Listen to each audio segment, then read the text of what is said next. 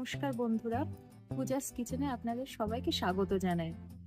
যেহেতু আজকে 1লা জানুয়ারি বছরের প্রথম দিন, সেহেতু পরিবারের সব সদস্যরা মিলে আমরা ঠিক করেছি আজকে একটা পিকনিকের আয়োজন করার। তো পিকনিকের মেনুতে কি কি থাকছে চলুন দেখে নেওয়া যাক। রাইস করার জন্য আমি একটু জল বসিয়ে নিয়েছি, জলটা ফুটবে।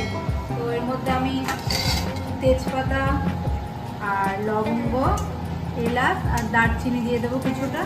জলের সাথে দিলে তাহলে এটা গন্ধটা ভালো আসবে।